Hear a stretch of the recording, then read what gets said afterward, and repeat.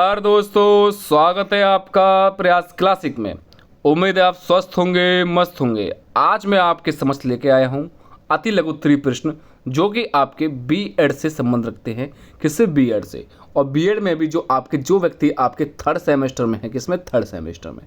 यानी कि जो विद्यार्थी आपका थर्ड सेमेस्टर में है और बीएड में आपका जो फर्स्ट पेपर है, कौन सा?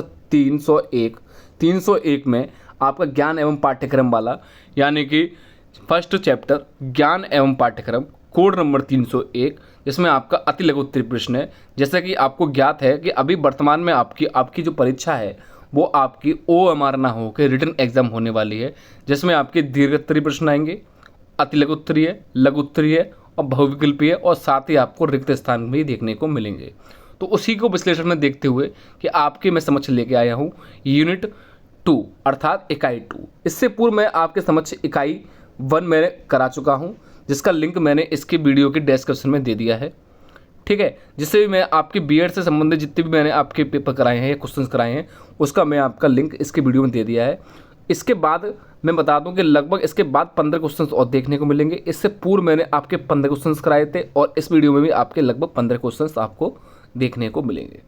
ठीक है, यहाँ आपकी इस बार अभी लिखित परीक्षा है, तो इसलिए आपको विशेष कर ध्यान देना है कि यदि आपने क्वेश्चंस का सही आंसर नहीं दिया तो आप अपना 1 नंबर गंवा दोगे। तो नंबर गंवाना नहीं है, हमें नंबर गंवाना नहीं है, उसके लिए हमें पढ़ना है। क्या करना है? पढ़ना है। तो देखते हैं, इससे पूर्व मैं आपके 15 क्वेश्चंस करा चुका हूँ। नेक्स्ट शुरुआत होती है आपके 16 नंबर से। देखिएगा क्या कहता है 16 नंबर। ये आपकी सेकेंड यूनिट है, इससे पहले मैं फर्स्ट यूनिट करा चुका हूँ। ठीक है, रॉस ने पाठ्यक्रम के अंतर्गत कितनी क्रियाओं का उल्लेख किया है? तो रॉस ने पाठ्यक्रम के अंतर्गत 4 क्रियाओं का उल्लेख किया है। देखो, जो भी आपका इंपॉर्टेंट है वो मैंने हाईलाइट कर दिया है ताकि आपको देखने में आसानी हो। ठीक है, तो रॉस ने पाठ्यक्रम के अंतर्गत 4 क्रियाओं का उल्लेख किया है। ठीक है, इंपॉर्टेंट क्वेश्चन है आपका ये वाला। नेक्स्ट प्रश्न नंबर 17, डीके व्हीलर ने पाठ्यक्रम निर्माण प्रक्रिया को कितने चरणों में बांटा है? तो डीके व्हीलर ने पाठ्यक्रम निर्माण को 5 चरणों में बांटा है। कितने? 5 चरणों में बांटा है। वेरी इंपॉर्टेंट क्वेश्चन आपका ये वाला। नेक्स्ट, पाठ्यक्रम निर्माण के 3 स्रोत बताइएगा। तो पाठ्यक्रम निर्माण के 3 स्रोत के बारे में मैं बता दूं कि लगभग आपके 3 स्रोत हैं। पहला, समाज, विज्ञान, ज्ञान। तुम कह सकते हैं समाज, ज्ञान, विज्ञान, यानी कि हमें याद करने में आसानी होगी, हमें याद के साथ साथ इसको समझना भी है। यानी पाठ्यक्रम निर्माण के जो आपके 3 स्रोत हैं, आगे जाके इसके आधार भी आएंगे। तो आधार से जानने से पहले हमें इसको स्रोत जानने हैं। तो कौन से हैं? समाज, यानी कि जो भी हमारा जो सामाजिक रूप है वो आपका समाज में आ गया, वो समाज हो गया। और जो ज्ञान, तो ज्ञान और वैज्ञानिक हालांकि एक दूसरे से समानता और असमानता दोनों ही अपने आप में एक प्रकट करता है। देखो, मैं बता दूं कि आपका हर व्यक्ति जो है वो विज्ञानी नहीं हो सकता, लेकिन हर व्यक्ति आपका ज्ञानी अवश्य हो सकता है। यानी कि जो व्यक्ति आपका ज्ञान हर क्षेत्र में ज्ञान रखता है तो वो आपका, यानी कि हर क्षेत्र में, यानी कि आध्यात्मिक क्षेत्र में हो या वैज्ञानिक क्षेत्र में हो या प्राकृतिक क्षेत्र में हो, तो उसे हम ज्ञानी कह सकते हैं। ठीक है, या ऋषि मुनि ज्ञानी वाले भी कह सकते हैं। लेकिन वैज्ञानिक क्षेत्र वाला केवल वैज्ञानिक के क्षेत्र में यदि जानता है तो उसे हम वैज्ञानिक कहेंगे, अर्थात उसे हम विज्ञान कह सकते हैं। तो पाठ्यक्रम के अन्य जो 3 क्षेत्र हैं वो आपके समाज, ज्ञान, विज्ञान से संबंध रखते हैं। ये एक दूसरे से सह संबंध स्थापित करते हैं। नेक्स्ट क्वेश्चन देखिएगा, प्रश्न नंबर 19 क्या कहता है आपके समझ देखिएगा। किस दर्शन के अनुसार निर्मित पाठ्यक्रम छात्र केंद्रित होता है? तो इसने बोला है दर्शन के अनुसार, जितने भी आपके दर्शन दिए थे तो आपका यथार्थवाद के अनुसार निर्मित पाठ्यक्रम छात्र केंद्रित होता है। किसमें? छात्र केंद्रित। ठीक है, छात्र केंद्र कह सकते हो या आप बाल केंद्र से सह संबंध भी रख सकते हो इसका। नेक्स्ट क्वेश्चन है प्रश्न नंबर 20, वेरी वेरी इंपॉर्टेंट है, इसे आप लिख लेना, वेरी वेरी इंपॉर्टेंट। यहाँ बहुत पूछा जाता है कि मुदालियर आयोग का गठन कब हुआ था? तो मुदालियर आयोग का गठन कब हुआ था आपका? 1952-53 ईस्वी में। देखो, मैंने जैसा कि बताया था आपका जो आपका महत्वपूर्ण है उसको मैंने हाईलाइट कर चुका हूँ ताकि आपको देखने में और समझने में और आपके समझ यदि याद करने में भी आपको आसानी प्राप्त हो। तो उसी को देखते हुए मैं आपका ये हाईलाइट कर दिए हैं। तो मुदालियर आयोग के बारे में बता दूं कि इसकी जो स्थापना है वो किसने की थी? आपकी डॉक्टर लक्ष्मण स्वामी मुदालियर ने, यानी कि उन्हीं के कहने पर लक्ष्मण स्वामी मुदालियर ने इसकी स्थापना की थी। मुदालियर आयोग की कब की थी? 1952-53 ईस्वी में। ठीक है, नेक्स्ट देखिएगा प्रश्न नंबर 21 क्या कहता है आपका? पाठ्यक्रम निर्माण के 3 प्रमुख आधार बताइएगा। तो कौन कौन से हैं? सामाजिक, दार्शनिक और मनोवैज्ञानिक।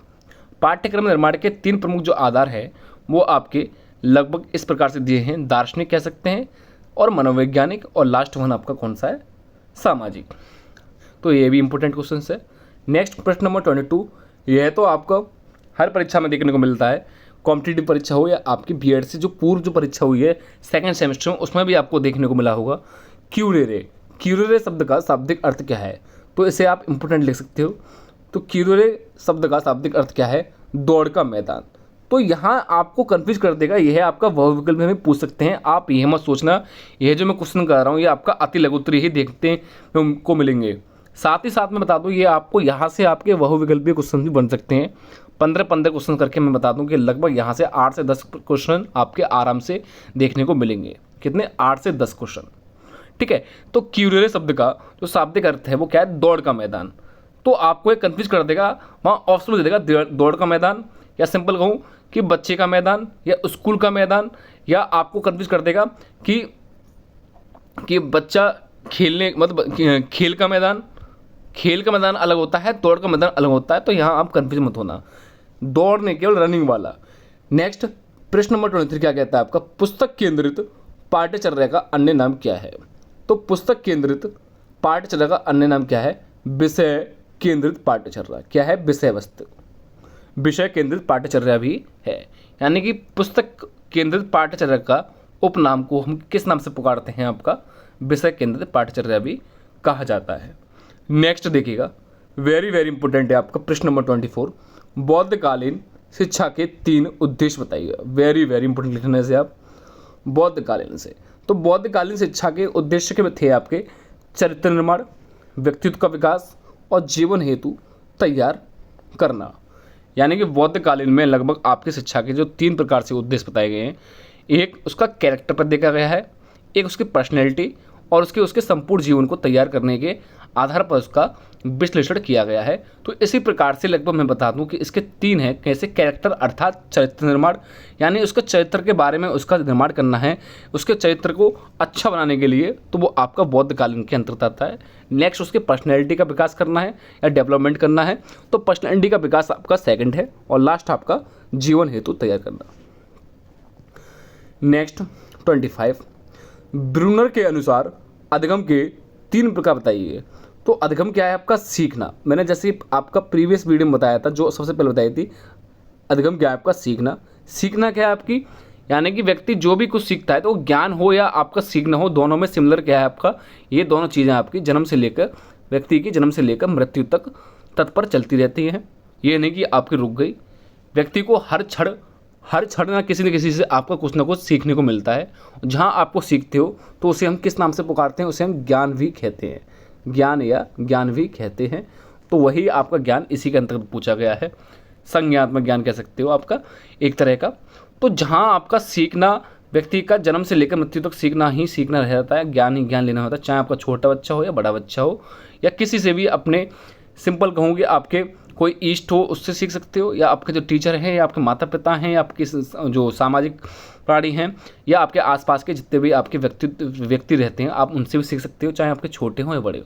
तो वो आपका सीखना है। तो इसी के उपलक्ष्य में आपके वुडवर्थ महोदय कहते हैं सीखना क्या है? आपका विकास की प्रक्रिया है।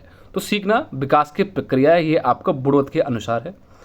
उसी के साथ ही आपका सीखना विकासपूर्ण है, सीखना विवेकपूर्ण है, सीखना सक्रिय है, सीखना उद्देश्यपूर्ण है, सीखना वातावरण और समाज दोनों की उपज है। तो इसी को हम इस प्रकार से सीखना आता है। तो उसी को देखते हुए ब्रूनर के अनुसार जो अधिगम है वो 3 प्रकार के कौन कौन से, इसके बारे में आपका पूछा गया है। तो ये कौन कौन से? क्रियात्मक अधिगम। कौन सा? क्रियात्मक अधिगम। सेकंड आपका प्रत्यात्मक अधिगम, और लास्ट में आपका प्रतीकात्मक अधिगम। तो ये प्रत्यात्मक है और ये आपका प्रतीकात्मक है। यहाँ आपका थोड़ा सा चेंजेस है, प्रत्या और प्रतीकात्मक, ये आपको चेंजेस देखनी है। ठीक है। सिम्बॉलिक और ये आपके क्रियात्मक जो भी है आपके देख लेना। ठीक है। अगला प्रश्न नंबर 27, माध्यमिक स्तर के शिक्षा के लिए 3 उपयुक्त विधियां बताइएगा। यानी कि माध्यमिक स्तर पर शिक्षा के लिए 3 उपयुक्त विधि, यानी कि जब आपका माध्यमिक स्तर पर जो बच्चा होता है उसके लिए जो सबसे उपयुक्त विधियां हैं बच्चे को सिखाने के लिए, किस शिक्षा को, मतलब शिक्षा टीचर जो शिक्षा प्रोवाइड कर रहा है बच्चों को, उसके लिए बच्चों को सिखाने के लिए सबसे अहम जो भूमिका है, अर्थात मैं कहूँ विधियाँ हैं, उन किन विधियों का आपका प्रयोग करेगा। पहला है कहानी विधि, यानी कहानी विधि यानी कि जितना आपका टीचर बच्चों को कहानी सुनाएगा उतना बच्चा बेटर सीखेगा बजाय पुस्तक के ज्ञान के। कहता नहीं है कि बच्चों को जितना कहानी सुनाओ उतना जल्दी जल्दी सीखते हैं। सेकंड आपकी है क्रिया विधि, यानी कि उसको एक्टिविटी करके बताना कि इस तरीके से आपको जा सकोगे। लास्ट वन है आपकी वाद विवाद, अर्थात उसमें सिंपल बोलूँ कि उनसे वार्तालाप करके कि ऐसे इस प्रकार से आप सीख सकते हो, वाद विवाद करके कह सकते हो, डिबेट भी कह सकते हो आप उस तरीके की, तो उससे बच्चा ज़्यादा सीखता है। तो कहानी विधि, क्रिया विधि, वाद विवाद विधि, ये माध्यमिक स्तर की शिक्षा के लिए तीनों उपयुक्त विधियाँ हैं। नेक्स्ट क्वेश्चन देखिए 27, किस दार्शनिक आधार पर निर्मित पाठ्यक्रम छात्र केंद्रित होता है? तो किस पे होता है आपका? प्रकृतिवाद पे। प्रकृतिवाद पर आधारित पाठ्यक्रम छात्र केंद्रित होता है, वेरी इंपॉर्टेंट है। और जैसे कि मैंने बताया था प्रीवियस वीडियो में, आपका प्रकृतिवाद से कौन संबंध रखते हैं? आपके रूसो सबसे अहम है प्रकृतिवाद से। और नेक्स्ट में बात करूँ कि आपके अरस्तु क्या है? आपके वैज्ञानिक हैं। अरस्तु क्या है? आपके वैज्ञानिक हैं। और अरस्तु आपके किससे संबंध रखते हैं? आपके आध्यात्मिक से। किससे? आध्यात्मिक से या आध्यात्मिकता से संबंध रखते हैं। ये दोनों आप अपने नोटबुक पर नोट कर सकते हो। रूसो आपका प्रकृतिवाद अर्थात भौतिकवाद के नाम से जानते हैं इसे, और आध्यात्मिक यानी कि आपका पूजा पाठ के संबंध कह सकते हो, ये इतना भी, तो वो आपके कौन है? अरस्तु। नेक्स्ट देखिएगा 28, किस विद्वान ने मनुष्य की अंतर्निहित पूर्णता की अभिव्यक्ति को ही माना है? किसने माना है? विवेकानंद ने। स्वामी विवेकानंद जी ने ही मनुष्य की अंतर्निहित पूर्णता की अभिव्यक्ति की ही शिक्षा माना है। तो मैं बात करूं कि स्वामी विवेकानंद जी भी आपके आध्यात्मिक की ओर बहुत अग्रसर हुए थे।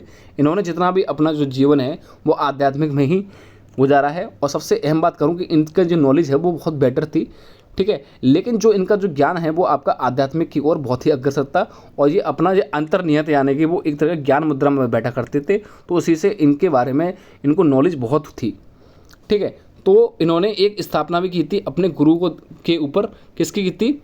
रामकृष्ण परमहंस इनके गुरु थे। उन्हीं को देखते हुए इन्होंने उनकी स्थापना की थी। किसकी? एक समाज की। सिंपल कहता हूँ कि परमहंस या रामकृष्ण परमहंस की स्थापना की थी अपने गुरु के आधार पर ही। इनके गुरु का नाम है रामकृष्ण परमहंस, ठीक है।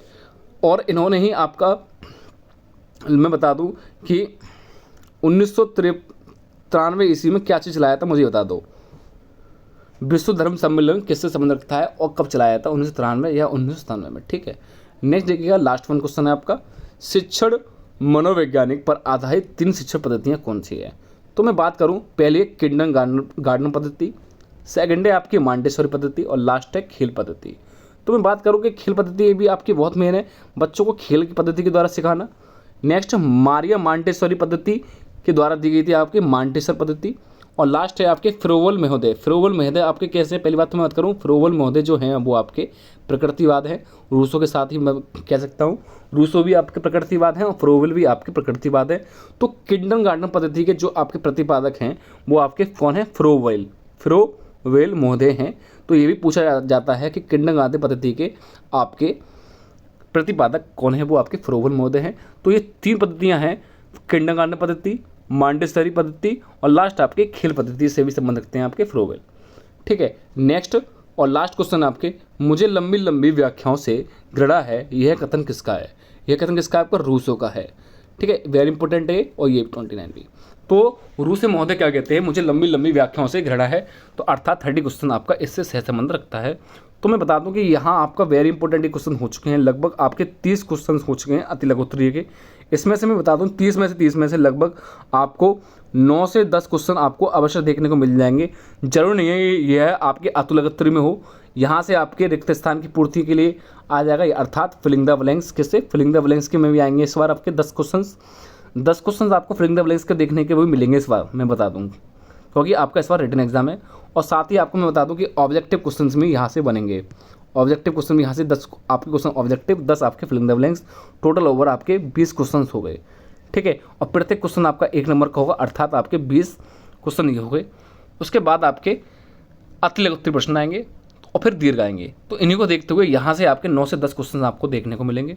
यदि ये आपको वीडियो अच्छी लगी हो तो एक बार आप इसको लाइक अवश्य कर दें और हमारे बेल आइकन को दबा दें और एक बार हमारे चैनल को सब्सक्राइब अवश्य कर लें, सब्सक्राइब अवश्य कर लें। हमारे चैनल का नाम है आपका प्रयास, एक सेकंड, अपने चैनल का नाम है आपका क्या, प्रयास क्लासिक, प्रयास क्लासिक 01। एक बार आप हमारे चैनल को सब्सक्राइब अवश्य कर लें। और यदि कोई बच्चा आपके यूपी टेट, सी टेट, साथ ही आपके जो बीएड या पीटीसी की परीक्षा भी तैयारी कर रहा है तो उसको आप अवश्य शेयर कर दें, तो उसके लिए ये वीडियो बहुत कार्यरत रहेगी। और इससे पूर्व जितने भी मैंने आपको बीएड से संबंधित, बीडी से संबंधित कराया है, वो मैंने इसके डिस्क्रिप्शन में प्रोवाइड कर दिया इसका लिंक। मिलते हैं नेक्स्ट वीडियो में यूनिट 3 के साथ। जय हिंद, जय भारत।